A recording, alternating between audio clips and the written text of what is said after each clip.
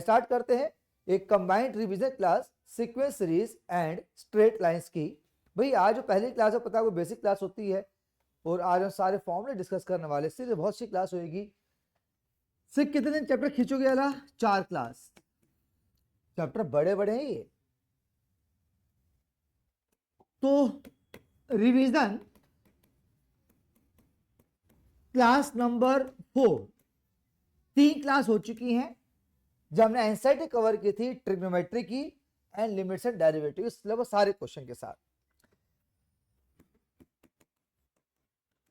Straight lines के ए to Z सारे फॉर्मूले में डिस्कस करने वाला हूं, सारे फॉर्मूले, सारे बेसिक्स ए टू जेड मैंने लिखा, all formulas and all basic.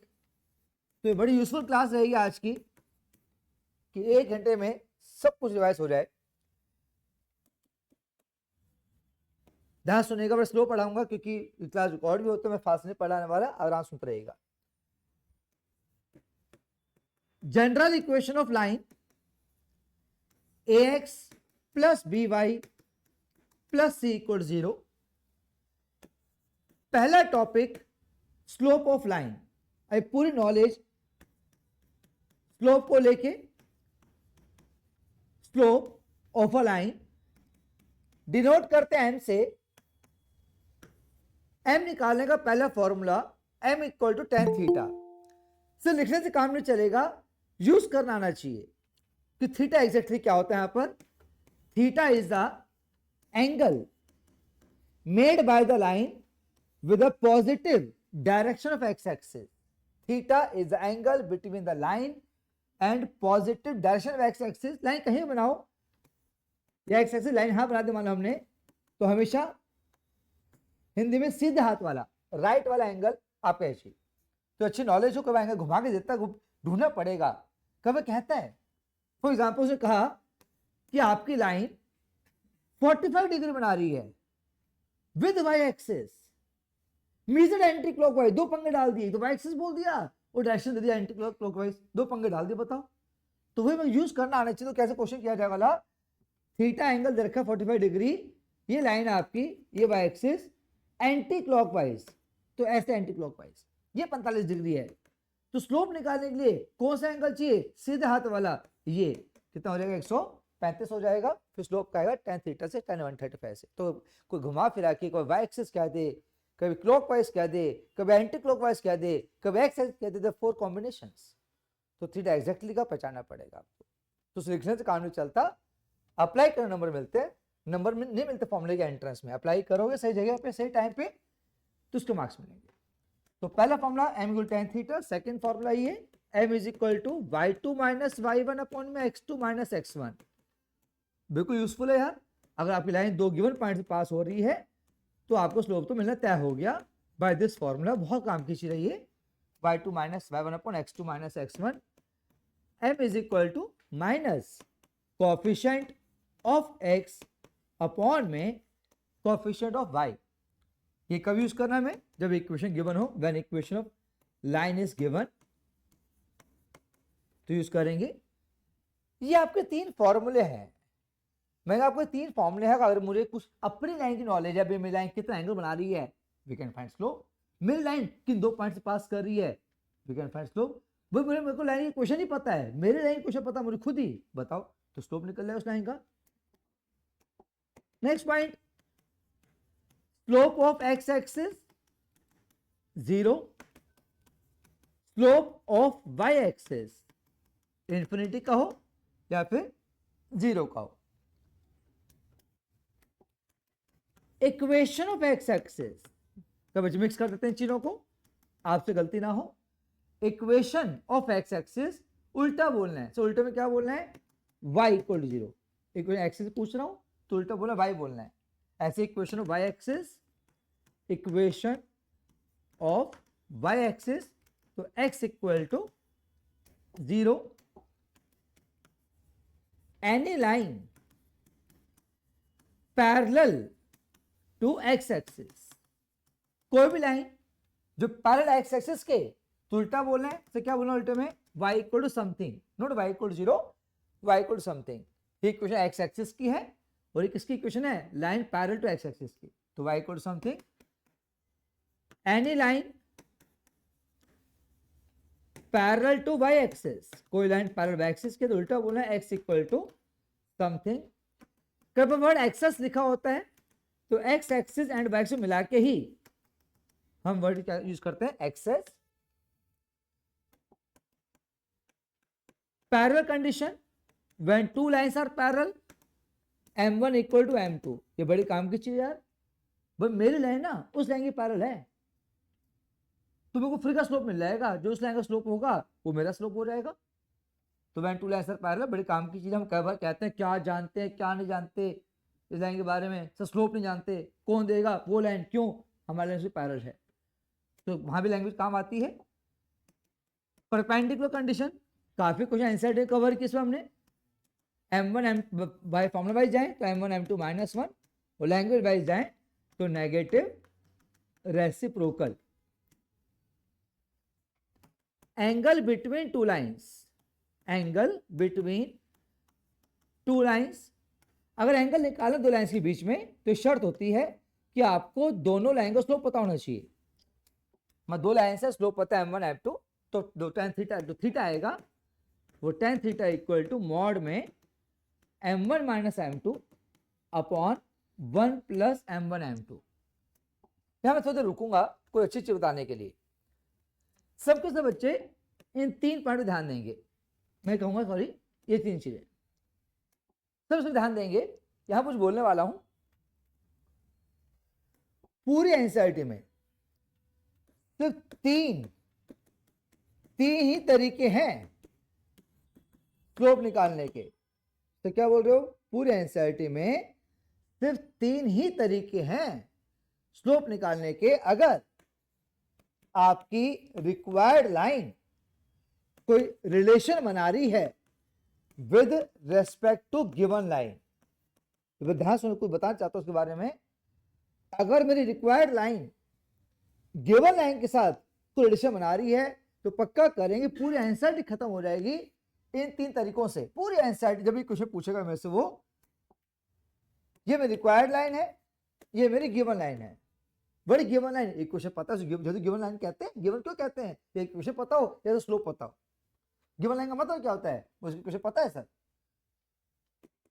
तो पहला तरीका स्लोप, तीन तरीका में पहला तरीका स्लोप निकालने का, मेरी लाइन किस लाइन के पैरेलल है तो ऑफकोर्स जो उस लाइन का स्लोप होगा वो स्लोप तरीका मिल जाएगा।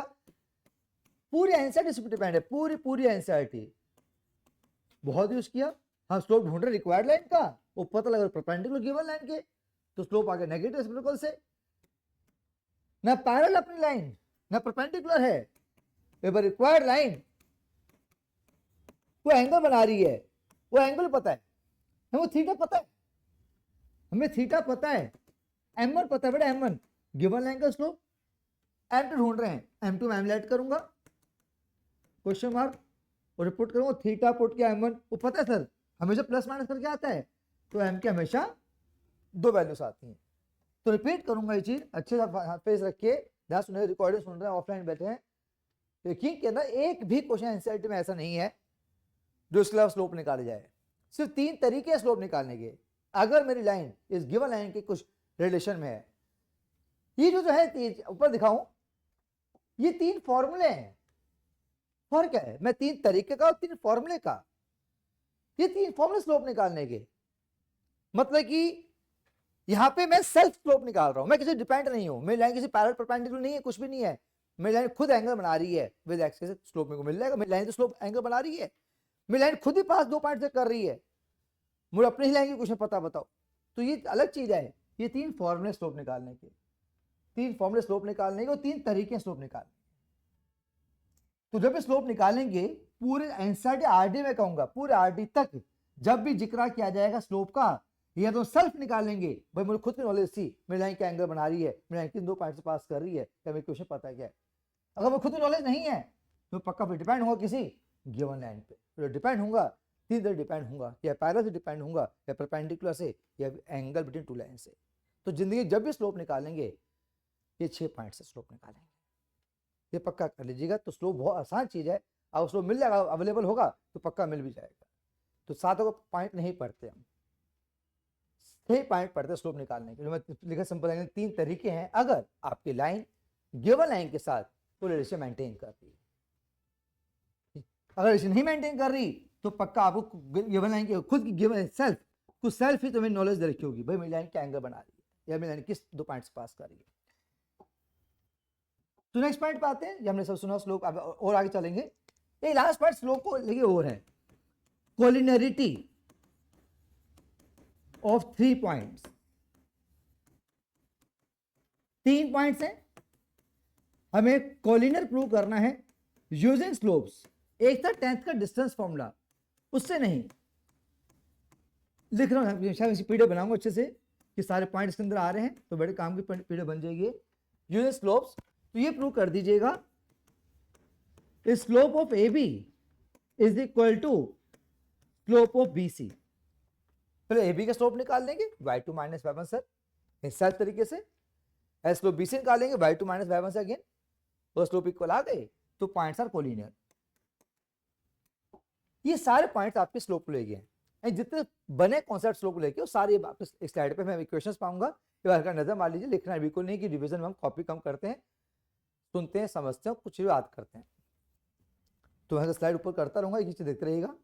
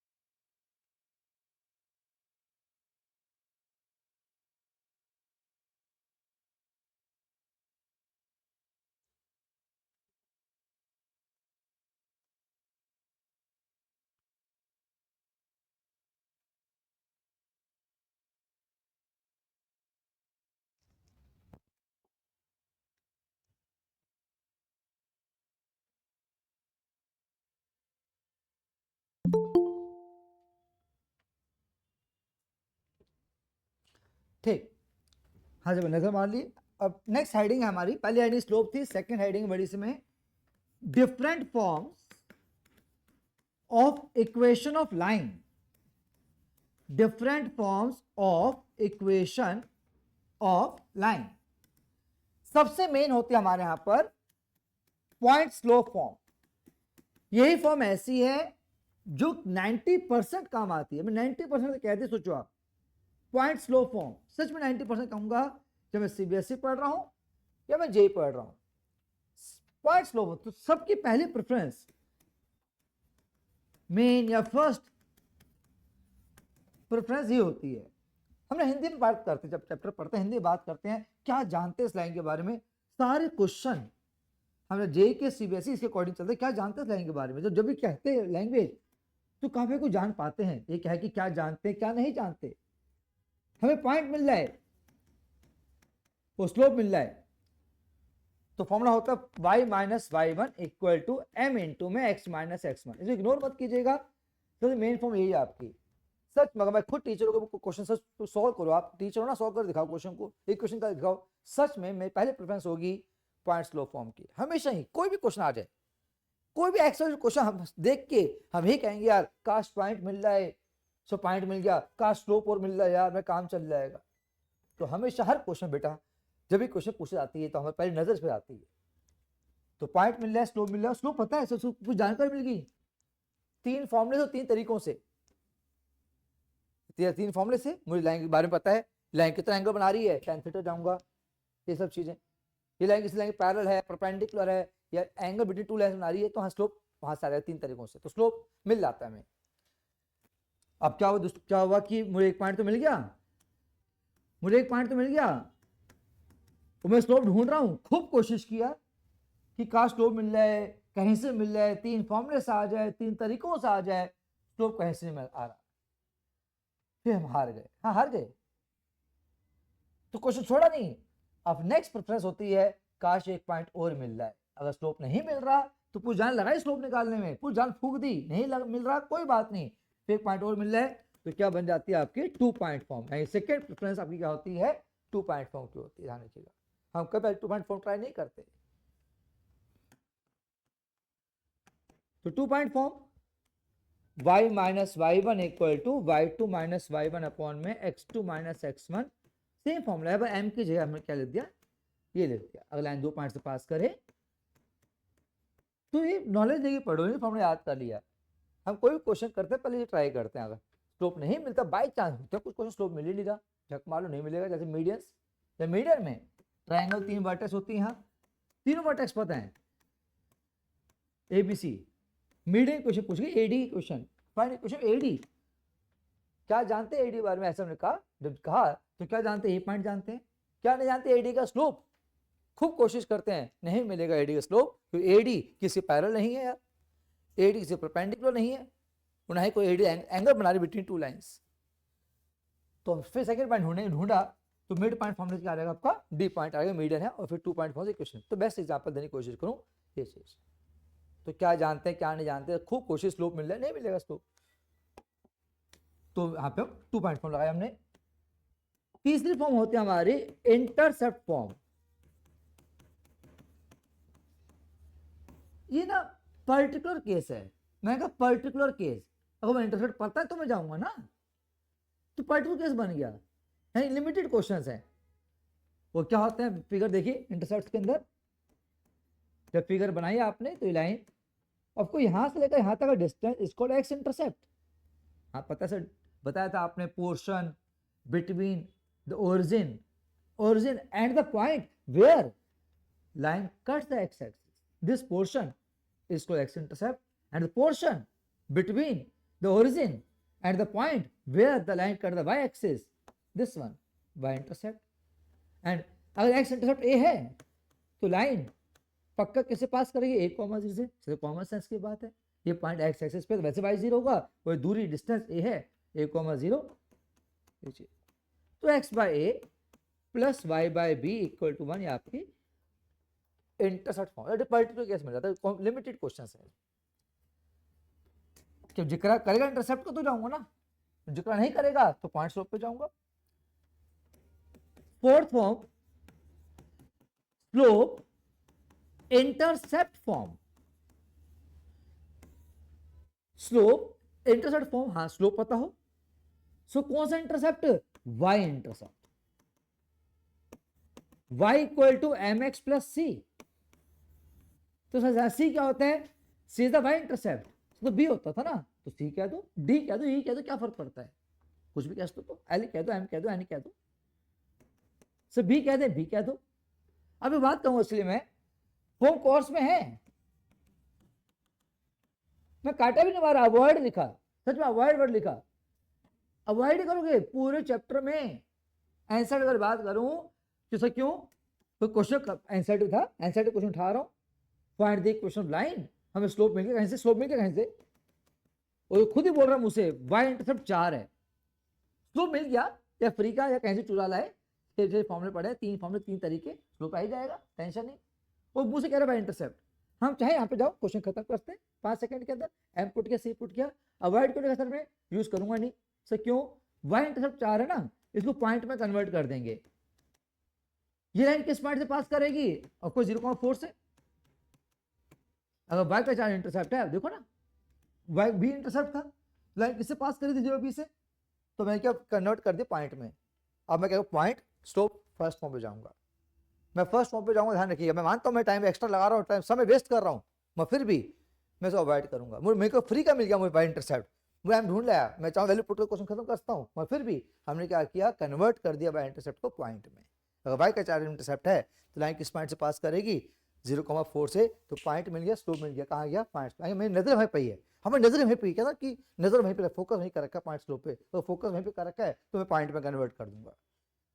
बाकी मर्जी होती है, वैल्यू पुट को तो जल्दी आंसर निकल जाएगा। तो हम और बेसिक स्ट्रॉन्ग होते हैं, we can convert any intercept into a point and then this point slope form. तो बिकॉज अवॉइड आप मर्जी आपकी करें ना करें, मैं शायद कोई क्वेश्चन आकर आऊँ, हम खत्म करेंगे पॉइंट स्लोप से।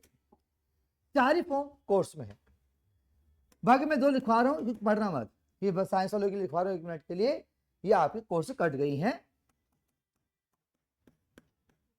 तो लिख रहा हूं एक्स्ट्रा वर्ड, यानी कि सिलेबस में नहीं है। नॉर्मल फॉर्म, एक नाम और दिया, परपेंडिकुलर फॉर्म, तो स्कूल में बिल्कुल नहीं आएगी, 1 नंबर क्वेश्चन नहीं आएगा, आया तो फ्री का ग्रेस मार्क्स मिलेंगे स्कूल में अगर आगे गलती से। तो नॉर्मल फॉर्म या परपेंडिकुलर फॉर्म, ध्यान सुनिए जो साइंस के बच्चे सुनना चाहें 2 मिनट के लिए।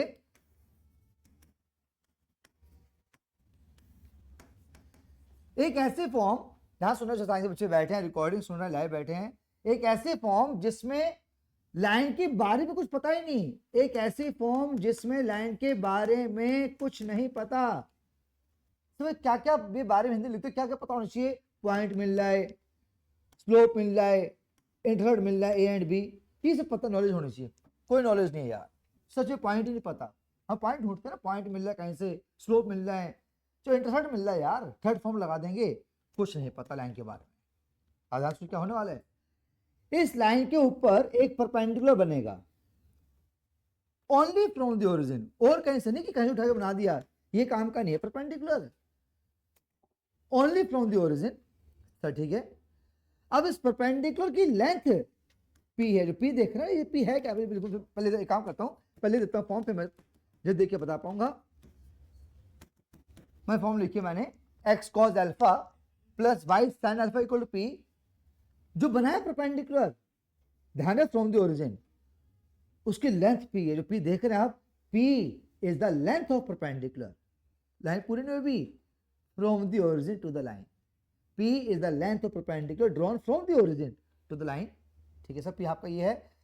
अल्फा जो देख रहे हैं यहां पर इक्वेशन में, alpha is angle made by the perpendicular with the positive direction x axis, सब कुछ परपेंडिकुलर काम कर रहा है, लाइन हिल भी नहीं रही, लाइन जो स्ट्रेच बैठी है, तुझे कोई नॉलेज जानकारी अपने को नहीं है, कुछ पता नहीं लाइन के बारे में। जो पता है, जो साइंस स्टूडेंट बैठे हैं, कॉमर्स अवॉइड कर दीजिए, आपको कोई काम की चीज नहीं है। जो साइंस के बच्चे बैठे हैं तो लाइन के बारे में कुछ नहीं पता, सारी जानकारी एक परपेंडिकुलर के बारे में है। 3 बातें, वो परपेंडिकुलर ओरिजिन से बनेगा, दूसरी बात उसकी लेंथ पता होनी चाहिए पी, और वो कितना एंगल बना रहा है perpendicular with x axis alpha, तो x cos alpha plus Y sine alpha equal to p, this equation line, इसे कहा गया परपेंडिकुलर फॉर्म। परपेंडिकुलर नॉर्मल कहते हैं, परपेंडिकुलर कहते हैं नॉर्मल फॉर्म। छठा पॉइंट बिल्कुल भी नहीं है, डबल क्रॉस कर रहा हूं, ये सिंगल क्रॉस किया, सर सिंगल क्रॉस ये नहीं एनसीईआरटी में नहीं है, पहले था पुराने एनसीईआरटी में, ये तो कई साल से पहले हटा दिया, कई साल पहले था, हटा दिया, तो डबल एक्स्ट्रा हो जाएगा ये। लिख समझाऊंगा नहीं, हाँ मैं समझाया अल्फा पी, यहाँ मैं कुछ बोलूंगा गूंगा रहूंगा 5-10 सेकंड के लिए, तो सारे बच्चे देख सकते हैं बस इसको, यहाँ कोई डिस्कशन नहीं, ये डबल एक्स्ट्रा हो जाएगा। ये जेई का मैं करा चुका हूँ, ध्यान रखिएगा, बस बात छिड़ी थी तो इसे करा रहा हूँ, लेकर आऊँ। ये कॉमर्स बच्चे बिल्कुल अवॉइड कर, आंखें बंद कर, आंखें बंद कर लें, टेंशन हो रही देखोगे तो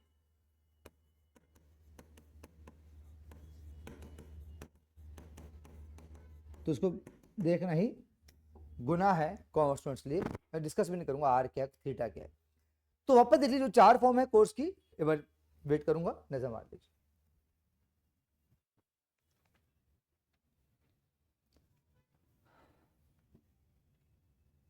तो क्या क्या पता हो लाइन के बारे में जानकारी, वो देख लीजिएगा।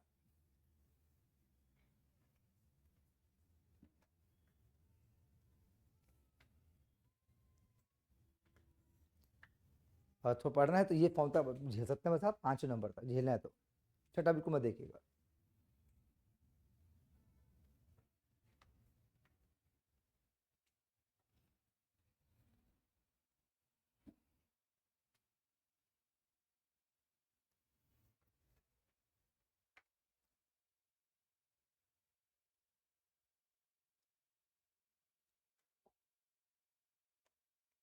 अब थर्ड स्लाइड में, तो सेकेंड हमारी हेडिंग थी इक्वेशंस, फर्स्ट हेडिंग स्लोप थी बेटा, और थर्ड हेडिंग में डिस्टेंसेस। अब कहां का डिस्टेंस छुपे हुए चैप्टर में वो डिस्कस करेंगे। पहला distance, distance between point and line. पहले डिस्टेंस आप पढ़ते हैं यहां पर पॉइंट और लाइन के बीच में, ये पॉइंट है और ये लाइन है। अब इस डिस्टेंस को दो तीन नाम दिए गए हैं। कोई कहता है शॉर्टेस्ट डिस्टेंस, तो एक ही बात है बेटा, कोई नया वर्ड नहीं है, तो एक ही बात होती है। कोई कहता है परपेंडिकुलर डिस्टेंस, एक ही बात है। कोई सिर्फ डिस्टेंस ही कहता है, डिस्टेंस निकालो, लिखा सर आपने बार ले देता हूं। और एक तो कहता है find the length of perpendicular. तो प्लीज ये चारों का एक ही मतलब है जो पढ़ने वाले हैं। शॉर्टेस्ट डिस्टेंस का हो, परपेंडिकुलर डिस्टेंस का हो, जस्ट डिस्टेंस क्या दो, लेंथ ऑफ परपेंडिकुलर। बिल्कुल, एक पॉइंट लाइन है तो आपने ड्रॉ किया परपेंडिकुलर, यही क्या लेंथ ऑफ परपेंडिकुलर तो है, यही लेंथ ऑफ परपेंडिकुलर है, यही शॉर्ट डिस्टेंस है, और ये आपका परपेंडिकुलर डिस्टेंस है, और ये आपका डिस्टेंस बाय डिफॉल्ट। तो क्या क्या पता हो डिस्टेंस निकालने सर? पॉइंट का कोऑर्डिनेट, जिस मूवमेंट मत करो, जिस पॉइंट का हिंदी में लगा, जिस पॉइंट का डिस्टेंस निकालना है उसको कोऑर्डिनेट पता हो। जिस लाइन से डिस्टेंस निकालना है उस लाइन की क्वेश्चन पता हो। जिस लाइन से सी लेफ्ट पे रखिएगा, सिर्फ कंफ्यूजन तो कई बार सी यहां रखिए वहां रखिए, समझ नहीं आता कई बार। तो जब डिस्टेंस जिक्र किया जाएगा सी लेफ्ट पे रहेगा। तो दिस डिस्टेंस डी तो यहां चलेगा इज इक्वल टू ऊपर मॉड नीचे रूट, एक लैंग्वेज याद कर रखी हमने, ऊपर मॉड नीचे रूट। पॉइंट को लाइन के पास ले जाओ, हाँ लाइन के पास ले जाओ, लेगा सर, रख दिया हमने, तो ax1 by1 प्लस सी, तो पॉइंट लाइन के पास ले गए, तो क्या बन गया line ax1 plus by1 plus सी, और नीचे रूट के अंदर a square plus B square. एक डिस्टेंस और होता है, distance between two parallel lines. Distance between two parallel lines, अब वो दिखने में कैसे होते पैरेलल लाइंस, इक्वेशन में बात की जाएगी। दिखने में ax plus B Y plus c1 equal 0 and second line ax plus B Y plus c2 equal 0। ये ध्यान रखिएगा, अगर दो लाइंस पैरेलल हैं तो उनके a एंड b सेम होने चाहिए, कंपल्सरी है। फर्क होता है c1 c2 का, वो डिफरेंट होंगे। तो डिस्टेंस d, और मैं दिखाऊं तो L1 L2 है, तो आप और मैं ये डिस्टेंस निकाल रहे हैं बिल्कुल टू लाइंस, ये आपका डी माना जाएगा। तो वही वर्डिंग से ऊपर मॉड नीचे रूट, मॉड में c1 माइनस c2 करो, c2 माइनस c1 एक ही बात है, मॉड में काम कर रहे हैं, और नीचे रूट में सेम होता है a square plus B square. जो थर्ड डिस्टेंस 10th क्लास का था वो था distance between two points, between two points. Distance formula क्या आता है इसको हम 10th क्लास में कई बार काम आते हैं, बिल्कुल काम आते हैं 11th स्टेट लाइन करते करते। दो पॉइंट के बीच में डिस्टेंस निकाल रहे हैं, ए पॉइंट बी पॉइंट, दो पॉइंट पता है सर। तो A B is equal to root के अंदर x2 माइनस x1 का whole square plus y2 minus y1 का होल स्क्वायर।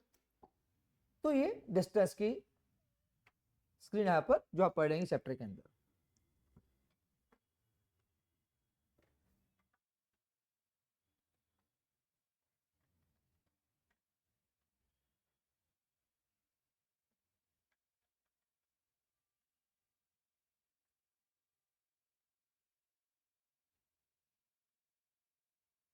ठीक है, चौथे की हेडिंग होगी 4 नंबर, जस्ट बेसिक्स, आएगी सिंपल बेसिक्स।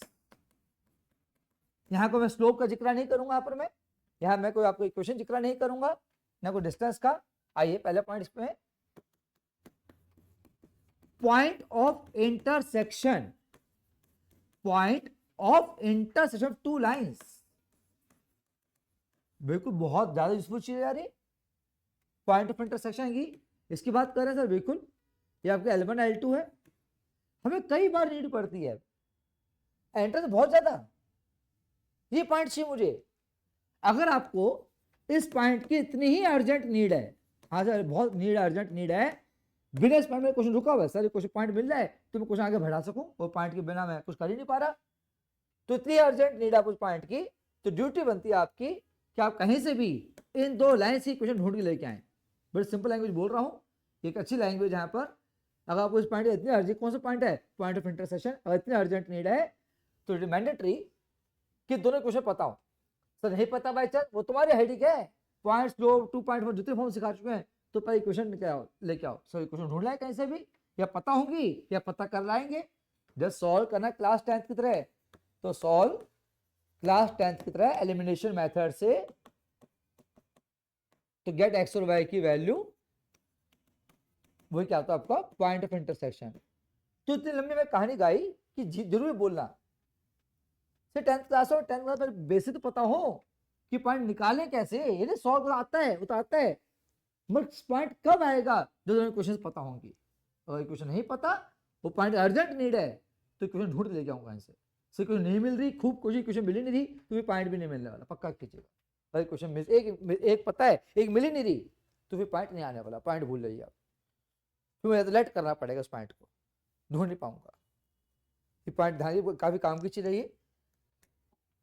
सेकंड बेसिक, हमें एक लाइन की क्वेश्चन पता है, पता भी क्वेश्चन क्या है पता है, कई बार होता है क्वेश्चन में लिखा होता है find a point on this line, find a point this line, ये क्वेश्चन पता अपने को, तो पॉइंट निकालना है, तो जनरल लेट करते हैं एक्स वाई। हाँ, ये रूल है मैथ्स का। अब मैं कोई भी कर्व हो, चाहे लाइन हो, पैराबोला, सर्कल, एलिप्स, हाइपरबोला, ये मैं पॉइंट निकालना चाहता हूं, मैं तो एक्स वाई लेट करूंगा। मैं समझदार इसमें है कि एक्स वाई मत लेट करो, सो क्यों, वाई यहीं चुरा लो, एक क्वेश्चन देने के फायदा उठाओ। उसमें बेनिफिट क्या होता है, कोई एक अननोन रहता है, दो अननोन नहीं माने जाते, एक अननोन रह गया, वो पक्का एक्स निकालने के लिए क्वेश्चन में कुछ कंडीशन भी अवेलेबल हो गया जाके। तो मैं कहना चाहता हूं, जब भी आपको किस लाइन क्वेश्चन पता हो, वो कहे find a point on this line, find a point on this line, हो question given by this, let करने जा रहे हो ना, तो डोंट लेट एक्स वाई, भाई वहीं चुरा लेना एक क्वेश्चन से, तो उससे फायदा क्या, एक अननोन हो जाएगा, वो अननोन पक्का निकलेगा, कुछ कंडीशन बाकी है। तो बेसिक चल रहे हैं, तो कोई पॉइंट नीड पड़ती तो समझदार इसमें ऐसे लेट करो। कोई क्वेश्चन पढ़ रहा था यार, मुझे क्वेश्चन पता है,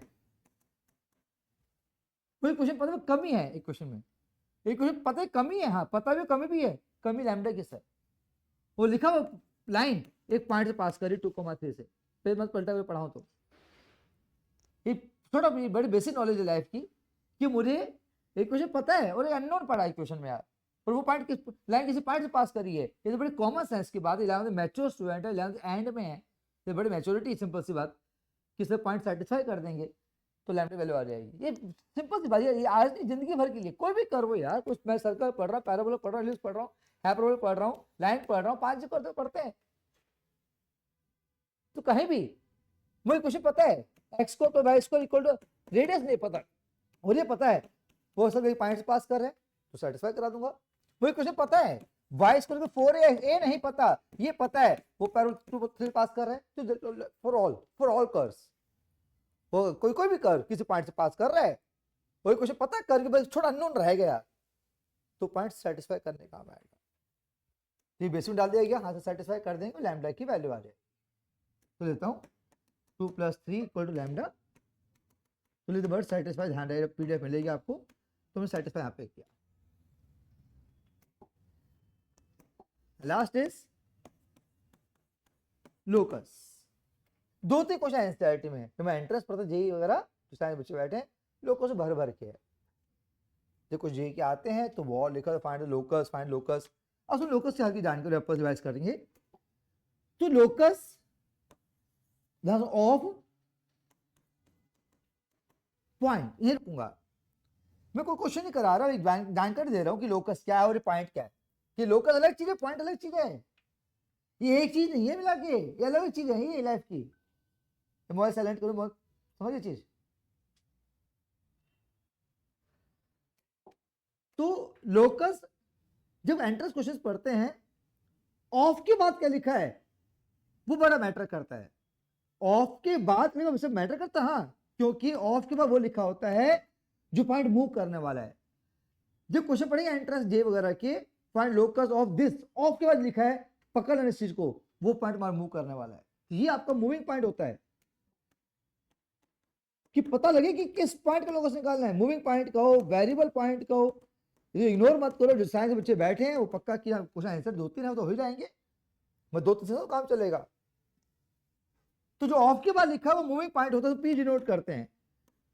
क्या एच को के लाइट करो, X Y Z your choice, बच्चे चॉइस होती है, कुछ भी लाइट कर सकते हैं। एच के करो, जो फिलहाल एक्स वाई वैसे पढ़ा रहा हूँ तो एक्स वाई लाइट कर लेते हैं, जे में एच को के लाइट करते हैं। अब होता क्या है कि एक पी पॉइंट है, तो मुझे इस पॉइंट का लोकस निकालना है।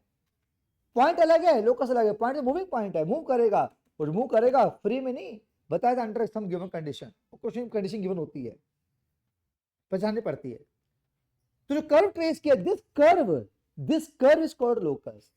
ये लोकस नहीं है कि सुपी पॉइंट लोकस है, नहीं भैया नहीं, पी लोकस नहीं है, कर्व को लोकस कहते हैं। जो कर्व बनाया है उस कर्व का नाम लोकस है, और पी आपका क्या है, मूविंग पॉइंट है। अगर लाइन कार्ड दे रहा हूं, जो क्वेश्चन करेंगे तो हमेशा ऐसे पढ़ेंगे जेई वगैरह में, एंट्रेंस में, फाइंड लोकस ऑफ की बात हमारा मेन चीज बची है। मेन चीज वही ऑफ की बात क्या है कि मुझे किस पॉइंट को मूव कराना है, और नेक्स्ट चीज कंडीशन क्या है। बस किसको मूव कराना है वो ध्यान देना है, वो कंडीशन क्या ध्यान देनी है, वो कंडीशन यूज करके जो इक्वेशन तैयार होगी वो आंसर होता है। तो क्वेश्चन करा बेसिक तैयार हूं, तो लोग का जैसे path traced by the moving point under some given condition. तो स्लाइड में देखेंगे तो आपको बस एक छोटे मोटे बेसिक दिखाई देंगे, कोई फॉर्मूला नहीं है हमारे पास। हाँ सर, एक भी फॉर्मूला नहीं लिखा आपने यहाँ पर, ओनली बेसिक्स। तो चौथी स्लाइड थी।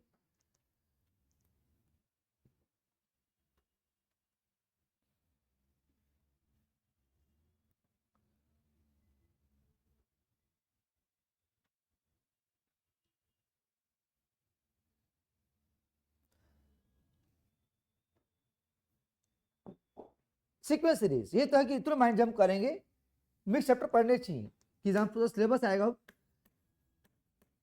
तो मेरे माइंड स्विच कीजिए, कहां तुम 4 से स्लो पढ़ रहे थे, अब तुरंत एपीजीपी में आने वाले हैं। कि जब एंट्रेंस दोगे अगले साल जनवरी में, 22 जनवरी के आसपास, तो आपके पास 28 से 25 से 30 चैप्टर होंगे मैथ्स के। मैं 2 मिनट रुकूंगा, सारे बच्चे बात करूंगा एक बार। आप बाई आज 13 जनवरी 14 जनवरी या 13 जनवरी, एक साल 10 दिन के बाद आज पेपर दे जेई का, तो कम से कम भी तो आपके पास 75 से 80 चैप्टर्स, क्या खिचड़ी होगी। 80 चैप्टर की 11th का पीसीएम, 12th का पीसीएम, 80 चैप्टर यार, 80 चैप्टर रिवाइज करके पेपर दे रहा, बहुत हैवी होने वाला है। तो 25 इसलिए कहा कि मान लो फॉर एग्जाम्पल 12 चैप्टर हमारे इसके अंदर है, 12-13 मान लिए 11th के अंदर, 12-12 मान लिए, ये जो एक्स्ट्रा भी कर लिया सिलेबस में वो भी कर लिया सर, जेई में कुछ एक्स्ट्रा भी कर लेते हैं, तो 25-30 मैंने कह दिया आपको। तो उन्होंने एवरेज 25-75 हो गया, ये लगभग 80-90 के आसपास हो जाएगा। तो 80 चैप्टर आपके माइंड में होते हैं, 80 चैप्टर हैं, कितने टॉपिक्स होंगे, तो फिर कितने फॉर क्वेश्चंस होंगे, सोचो आप। तो वापस आते हैं इस पॉइंट पे, तो इसमें कहा कि माइंड जब भी बहुत जरूरी है, तो बड़ी सब कैसे रिवाइज, तो सब कोई कंफ्यूजन भैया, 80 चैप्टर लेके जाओगे ना, अब एक चैप्टर स्विच कर रहा हूं, ध्यान रखिए आप सीक्वेंस पूरे बेसिक, तो पूरा जान फूक दीजिए यहाँ पर विद सेम एनर्जी। तो लाइन आगे पढ़ने अच्छा रहेगा, क्योंकि एपीजीपी कंपेयर करेंगे, जीपे में प्रेफरेंस रहेगी, बस जीपे कॉलम दिखा रहा हूं कि जीपे में प्रेफरेंस रहेगी। भाई जीपी में स्टार्ट होगा, मेन से स्टार्ट करेंगे, ज्योमेट्रिक मीन से बात करेंगे पहले, कि ज्योमेट्रिक में मेन रहता है geometric mean. A and B are any 2 numbers, इनके बीच में एक नंबर इंसर्ट करते हैं, so that this 3 term are in GP. तो ज्योमेट्रिक मीन का फॉर्मूला था हमारे पास रूट ए बी, ए और बी 2 नंबर होते हैं, जिनके बीच में एक नंबर इंसर्ट किया आता है, उस नंबर ज्योमेट्रिक मीन कहते हैं फॉर रूट ए बी। ऐसे ही arithmetic mean, A and B are any 2 numbers, ये बीच में नंबर इंसर्ट करेंगे, जैसे हो 3 नंबर इन ए पी, उसे अर्थमेटिक मीन कहते हैं। तो अभी याद कर लेते हैं, भूल गए तो geometric mean root A B, arithmetic mean A plus B by 2। ध्यान ए एंड जी पढ़ते हैं ना, A and B are positive numbers, तो A M G M topic में आपकी ए एंड बी ध्यान रखिएगा पॉजिटिव नंबर्स होते हैं। ज्योमेट्रिक मीन्स, तो ज्योमेट्रिक मीन इतना हो जाएगा, ए और बी तो वही नंबर है 2 पॉजिटिव, अब इनके बीच में एक नहीं, एक से ज्यादा ज्योमेट्रिक मीन इंसर्ट किए गए हैं, तो कितने, n geometric means, n geometric means. इन जीवन जीट वैल्यू निकालने के लिए एक स्पेशल फॉर्मूला याद करना पड़ेगा पूरी क्लास को कॉमन रेशियो का। आर का फॉर्मूला होता है बी बाय ए की होल पावर 1/n+1। आर का फॉर्मूला बी बाय ए और बी नंबर कोने वाले, उस एन क्या है, of course number of geometric means to be inserted, to be inserted. एक बार आर की वैल्यू आ जाएगी, वो मेरे को ज्योमेट्रिक मीन निकालना है, वो हिंदी लैंग्वेज, जितना ज्योमेट्रिक मीन उतनी ही आर की पावर, कोई भी सब फिफ्थ चाहिए, हाँ सेम लैंग्वेज, जितना ज्योमेट्रिक मीन उतनी ही आर की पावर। तो ज्योमेट्रिक मीन्स के लिए पहले आर याद करना पड़ेगा, उसमें एन यूज किया आता है, number of geometric means to be inserted. लिखा क्वेश्चन लिखा होता है कि 3 इंसर्ट कर रहा हूं बिटवीन ए एंड बी, जो 3 है वो एन है, एन 5 नहीं, ए और बी काउंट नहीं करते एन के अंदर। तो बिटवीन मान लो बिटवीन 10 एंड 50 वो 3 नंबर इंसर्ट करना है, तो एन कितना हुआ 3, 5 मत कहना, जितने इंसर्ट किए जाते हैं उसको एन, उतना एन होता हमारा। अर्थमेटिक मीन्स वही language, A and B are two positive number, इनके बीच में एक नहीं एक से ज्यादा अर्थमेटिक में इंसर्ट किया रहे हैं, एन अर्थमेटिक मीन्स। इन सब को निकालने के लिए एक कॉमन डिफरेंस का फॉर्मूला याद करना होगा। पहले आर ना भूलना यार, बी बाय ए की होल पावर 1/n+1, वहां बी बाय ए था, यहाँ बी माइनस ए है, बी माइनस ए अपॉन में n+1, बी माइनस ए अपॉन n+1। ये भाई डी आ जाएगा, वो अर्थमेटिक में निकालना है, हिंदी बेटर रहेगा। जितना अर्थमेटिक मीन उतना डी, सीधा हिसाब किताब रहता है, कोई भी मुझसे छठा चाहिए, हाँ भाई लो ना, तो जितना अर्थमेटिक मीन उतना ही डी आता है। हालांकि सीबीएसई कम यूज करते हैं, बट करते भी नहीं है, वो बहुत काम कीजिए एंट्रेंस में। Arithmetic mean is always more than equal to GM, ये बहुत काम का रिलेशन है। AM is always more than GM, बहुत यूजफुल चीज ज्योमेट्री जेई वगैरह में, तो मैं यूज करना नहीं सिखा रहा, बस लिख के छोड़ रहा हूँ मैं यहाँ पर, मैं वो बहुत यूजफुल चीज है, तो अभी डिस्कस नहीं करेंगे बिल्कुल भी। तो 2 को हाँ भेज दिया गया, काफी यूजफुल है। नेक्स्ट पॉइंट पे आते हैं हम, सम पे, सम ऑफ n टर्म्स। ऐसा का फॉर्मूला जीपी के अंदर होता है a इंटू में r की power n -1 upon r -1 when ratio more than 1। एक और फॉर्मूला था ऐसा का, उल्टा घुमा देंगे बस, 1 - r की power n upon 1 - r when ratio less than 1। एक ही फॉर्मूला है, वो उल्टा घुमा दिया। एक होता है सम ऑफ इनफाइनाइट जीपी, ये आपकी फाइनाइट जीपी है with ratio less than 1 more than 1 के हिसाब से। Sum of infinite GP a upon में 1 - r, बड़ा क्यूट सा बड़ा सिंपल फॉर्मूला है, a अपॉन में 1 - r। जब इनफाइनाइट टर्म लिखी होती है, इनफाइनाइट डैश तो अंडरस्टूड इनफाइनाइट जीपी है। एक कंडीशन कॉमन रेशियो पे कंडीशन दी है कि mode r should be less than 1, mode r should be less than 1, या फिर ये भी कहता है जो पसंद है आपको आर की कंडीशन -1 to 1। मैं एपी के सामने देखो, समय वेस्ट हो एपी के सामने लिखा के, पता है n/2, तो हम टाइम वेस्ट नहीं करेंगे, एपी के सामने लिखा के। तो आपके 3 सम होते हैं ये जीपी के अंदर। nth टर्म एक टाइम पास चीज है, पता GP N term a into में r की power n -1। And how to use sir, कोई भी टर्म निकालनी हो तो एक r की पावर कम आती है, कम कोई भी टर्म निकालनी हो, बेकार इससे बेकार टर्म नहीं हो, तुम्हें ख्याल से ये टर्म निकालनी है, हाँ जरूरत पड़ती है। 2m माइनस थर्ड टर्म, तो क्या दिक्कत है, चलते हैं। तो एक पावर कम, इससे कम, तो कितना हो जाएगा 2m - 4 हो जाएगा। तो जो भी कोई टर्म निकालनी हो तो r की पावर इससे एक कम आएगी, ये 2m - थर्ड टर्म थी, तो r की पावर 2m - 4 आ जाएगी। And always divide the equations. हाँ सर, जब लेटेस्ट खत्म किया 2 हफ्ते पहले ही चैप्टर खत्म, मतलब जब भी आप लोग इक्वेशन बनी तो डिवाइड किया, रूल है जीपी में डिवाइड करने का, ए से कैंसिल हो जाता है ना, आर की आती है। Always divide the equations. Next selection की बात की जाएगी, selection terms in GP. 3 term select करनी है तो सेंटर में ए आएगा। कब लेट करना पड़ता है कि 3 टर्म निकालनी है, जो लेट कर देते हैं यार, सेंटर में ए आएगा, अगली टर्म ए इंटू आर होगी, पिछली टर्म ए बाय आर होगी। 4 टर्म लेट करनी है, हाँ सर, तो सेंटर में नहीं आएगा, ए नहीं आता सेंटर पे, से फिर क्या आता है, ए बाय आर आता है और ए इंटू आर आता है। अगर 4 टर्म लेट करनी है, अभी सिलेक्ट करनी है ए बाय आर, अब नोटिस करो मैं a बाय आर से मैं कहां पहुंचा, a इंटू आर पे। तो जो जंप हुआ रेशियो का, आर का रेशियो जंप नहीं हुआ, आर स्क्वायर जंप किया गया। तो चार टर्म में कॉमन रेशियो आर नहीं होती, आर स्क्वायर होती है। जो अगली टर्म बनेगी वो a इंटू आर क्यू बनेगी, रेशियो आर स्क्वायर जंप हो रही है, वो पिछली a बाय आर क्यू। तो चार टर्म के लिए सेंटर में नहीं आता। तो पांच टर्म सेम है, हाँ सेम है, तीन हो पांच हो सेंटर पे आएगा, बढ़ाते रहो आप घटाते रहो आप। तो a इंटू R square, A by R square. Mean use कब करें sir, use only when product is given. अगर मुझे प्रोडक्ट गिवन है तो ही मैं लेट करूंगा। कि फायदा क्या होता है कि आर से आर कट जाते हैं।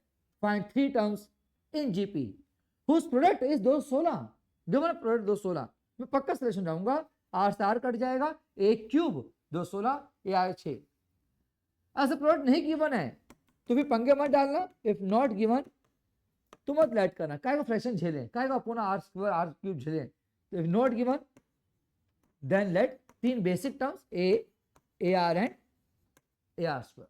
अगर प्रोडक्ट नहीं गिवन है इस क्वेश्चन में फिर तीन टर्म निकालनी है। If product not given then this basic terms. AP पे आते हैं, अगर एपी में सिलेक्शन करने पर काफी ऊपर जाना पड़ेगा। यहां पर आइए, selection of terms in AP, तीन टर्म सिलेक्ट करने तो सेंटर ए आएगा, ए प्लस डी, ऑफकोर्स ए माइनस डी। चार टर्म सिलेक्ट करनी है, ए नहीं आएगा सेंटर पे, ए माइनस डी आएगा, जो अगली टर्म होगी ए प्लस डी होगी। अब नोटिस किया जो जंप किया हमने डिफरेंस का वो 2D का जंप किया, ए माइनस डी था तो अगला ए प्लस डी हुआ, तो अगला होने वाला जो है वो ए प्लस 3D, वो पिछला ए माइनस है 3D। Use only when some is given, अगर मैं सम गिवन है तो मैं लेट करूंगा, डीसीडी कट जाता है। वो सम नहीं गिवन है तो मैं तीन बेसिक टर्म लेट करूंगा, A plus 2D। Next point, if A B C are in AP, काफी काम का रिलेशन है, then 2B equal to A plus C. अगर तीन टर्म एपी में है तो काफी काम आते हैं, ए बी सी एपी में है तो 2B equal to A plus C. If A B C are in GP, if A B C are in GP then B square equal to A C. Of course most important, अगर तीन term GP में है तो B square equal to A C, अगर तीन term AP में है तो 2B equal to A plus C. तीन चार क्वेश्चन आंसर दिखाए थे मैंने, गिवन था एबीसीडी जीपी में, गिवन है, गिवन ही प्रूव नहीं करना, तो देन लेट करते थे। हाँ चार क्वेश्चन आंसर पूरा दिखाया आपने वर्कशीट आंसर खुलवा के, हम लेट किया था, ए को ए, बी को ए आर, सी को ए आर स्क्वायर एंड डी को ए आर क्यूब। तो जो चार टर्म कहा जाए भाई, चार टर्म जीपी में है ए बी सी डी, तो लेट कर लीजिएगा ए R square and A are cube. तो प्रॉपर देखिए चीज को, पीडीएफ में सेट करनी पड़ेगी इसमें। तो हल्का अगर नजर जो दिख रहा है आपको बात नजर मारी लीजिए,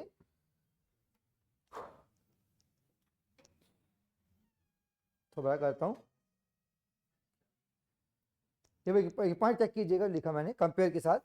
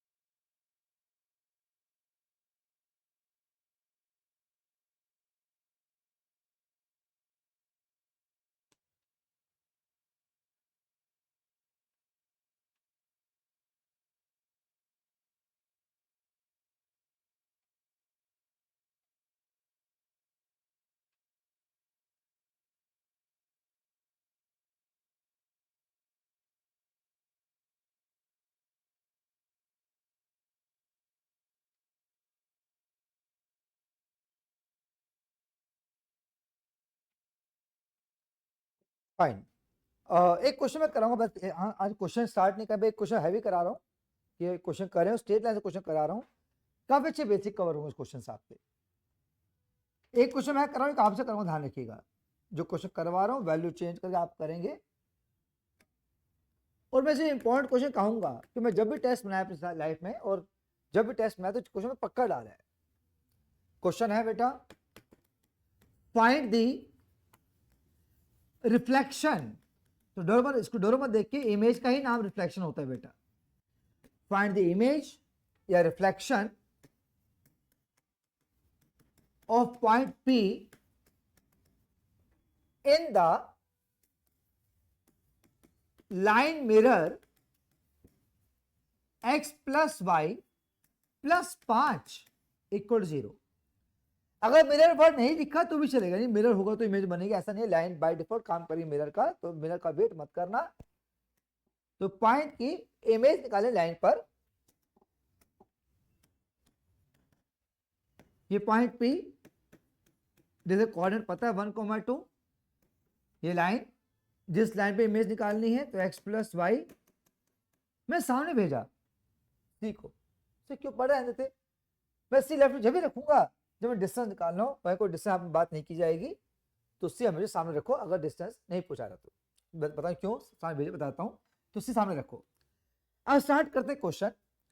सर इमेज का मतलब क्या है? इमेज पॉइंट यहां पर है, लाइन यहां पर है, तो इमेज बिल्कुल नीचे बनेगी। पक्का कीजिए, इमेज कहां बनेगी? किसी पॉइंट की लाइन के रिस्पेक्ट में नीचे बनेगी। तो let P dash is the image, हाँ P की इमेज P डैश क्या थी, लेट कर ले कोऑर्डिनेट, लेट कर लो, कुछ भी लेट कर सकते हो आप, a, b, अल्फा, बीटा, कुछ भी लेट कर लो, h, k, l, m। तो P dash P point image और लेट कर लिया। अब दो प्रॉपर्टी होती है, इमेज की। पहली प्रॉपर्टी कि जितना डिस्टेंस ऊपर है उतना डिस्टेंस नीचे होगा। अगर मैं Q पॉइंट कह दूं तो कहना आसान हो जाएगा, Q is the mid point of PP dash. तो बराबर डिस्टेंस मेंटेन करते हैं, ये पक्का कीजिए Q मिड पॉइंट है। तो दूसरी प्रॉपर्टी क्या है? इमेज बिल्कुल सीधी बनेगी। तो सीधी का मतलब क्या होता है? PQ perpendicular PPA, given line PQ perpendicular है।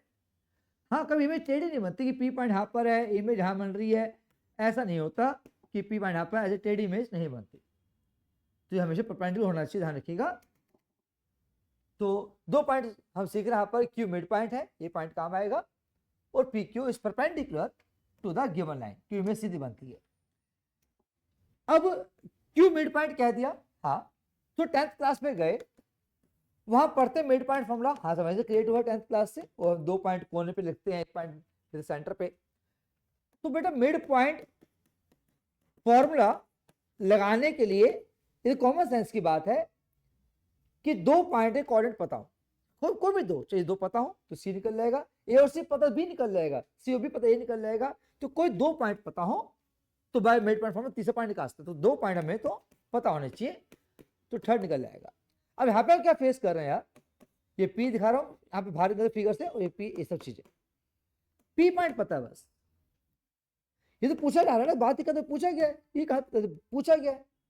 अब सिंगल पॉइंट से ये फॉर्मूला एप्लीकेबल नहीं होता, वो एक ही पॉइंट पता है ना, P निकाल ले, तो पक्का हो गया कि बिना Q पॉइंट के इमेज नहीं आने वाली, कि 2 पॉइंट पता होने चाहिए मिड पॉइंट फॉर्मूले के लिए।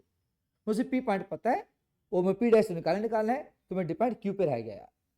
अभी कुछ सीख क्या है सर, क्या सीख क्या है सर, कि बिना Q पॉइंट के इमेज नहीं आएगी।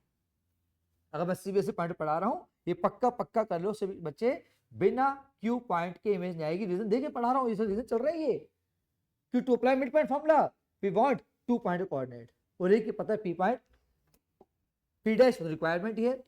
तो पीछे पढ़ो क्यू की पूरी क्लास इस लैंग्वेज से, लैंग्वेज यूज की थी बैच में, ऊपर रिवाइज कराऊंगा। वो लैंग्वेज थी इस फिगर में क्यू पॉइंट एग्जैक्टली क्या है। तो सर इस फिगर में जवाब इसका जवाब ये है, तो सर इस फिगर में क्यू पॉइंट एक इंटरसेक्शन पॉइंट है। तो क्वेश्चन क्या था, इस फिगर में क्यू पॉइंट एग्जैक्टली क्या है। तो सर इस फिगर से जवाब है, इस फिगर में क्यू पॉइंट एक इंटरसेक्शन पॉइंट है। तो किसका, और P Q line and given line का। अब लिखा कोई अर्जेंट नहीं लिखा कुछ पहले, हाँ सर अर्जेंट नीड है, सिमिलर काम होएगा नहीं, बिना क्यू पॉइंट इमेज नहीं आएगी। तो क्यों अर्जेंट नीड है, उतनी अर्जेंट नीड आपकी क्यू पॉइंट की, तो जरूरी है कि दोनों लाइन से क्वेश्चन पता हो। एक की तो पता है गिवन लाइन की, एक की नहीं पता पी क्यू की। पीछे पड़ जाओ पी क्यू के, क्या जानते कह के तो स्टार्ट करते हैं। तो हम पीछे पड़ रहे पी क्यू के कि बिना पी क्यू की लाइन के क्यू पॉइंट नहीं आएगा, बिना क्यू पॉइंट इमेज नहीं आएगी।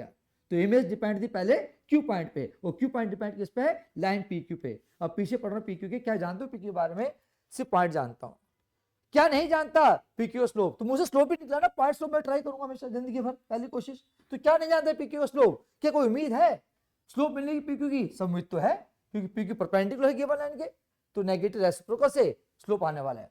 अरे बोला है एक स्टेप के साथ नंबर, एक स्टेप दिखाऊंगा आप नंबरिंग के साथ, उसको बेनिफिट लिया पूरी क्लास।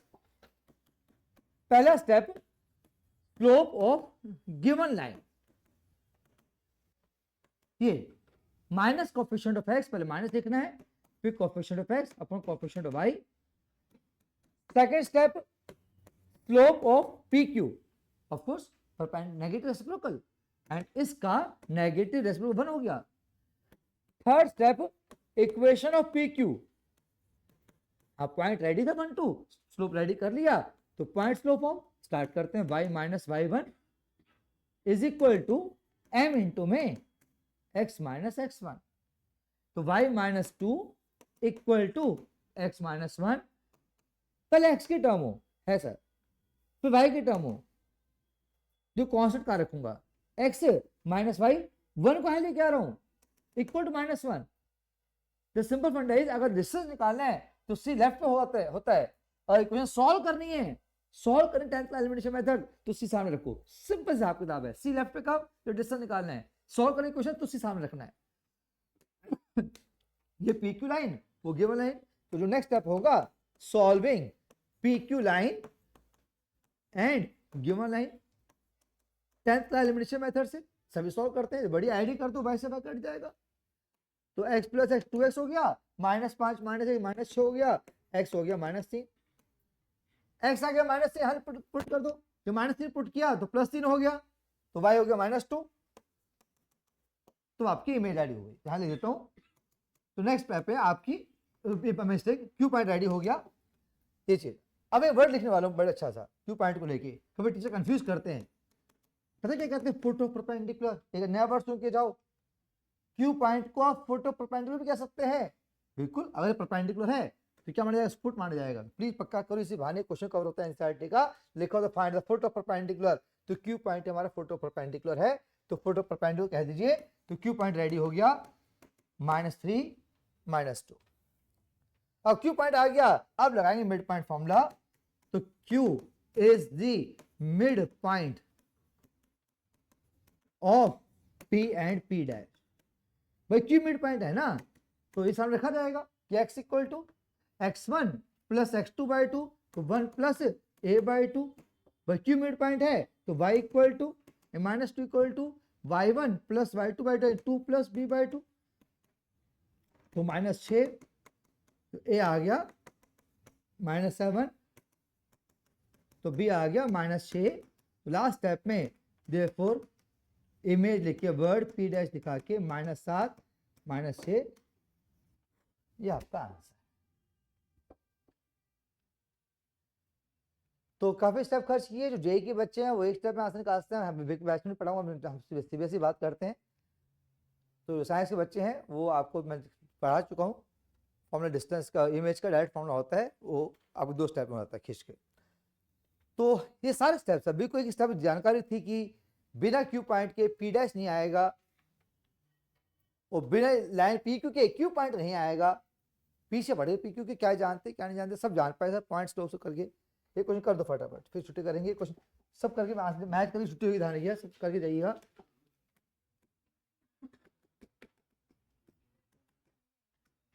तो क्वेश्चन चेंज कर रहा हूं वो,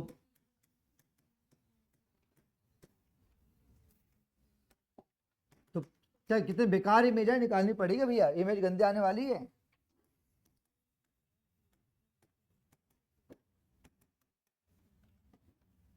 find the image of this point in this line mirror. पहले फिगर कंप्लीट की, फिगर के बाद क्वेश्चन स्टार्ट करना।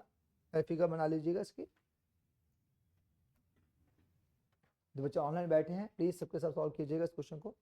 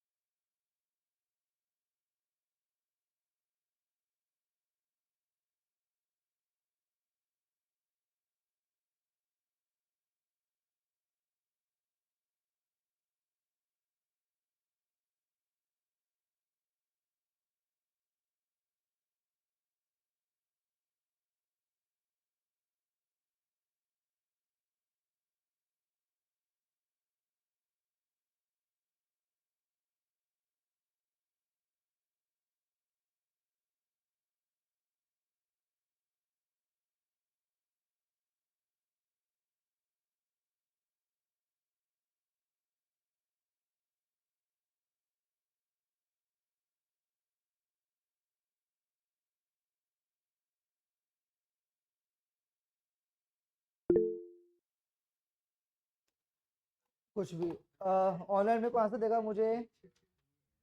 दाक्षी आंसर क्या दे रही है? दाक्षी सर 26,5 और -33,/5। क्या क्या क्या क्या या 20 से 26/5 और -33/5। तो 26/5 एंड माइनस है, या ये किसका आंसर आ रहा है? दर्श जी पक्का? नहीं, सेम एग्जिट ही आ रहा है। गुप्ता जी, शुभंकर, दाक्षी ये आंसर है? Yes sir. और कोई ऑनलाइन में से?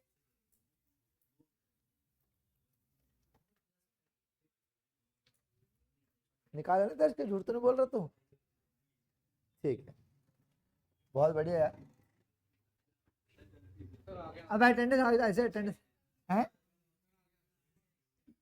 भाई। भैया मेरे ऑनलाइन में उसकी फोटो ले लूँ जो बच्चे ऑनलाइन बैठे।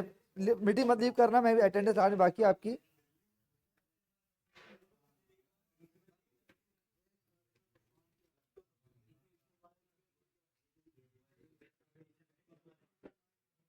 अटेंडेंस लगा के जाओ। तो ठीक है, तो ये आंसर क्लास सारे बेसिक क्लास, हाँ सर सारे, हाँ अटेंडेंस दे रहा हूँ।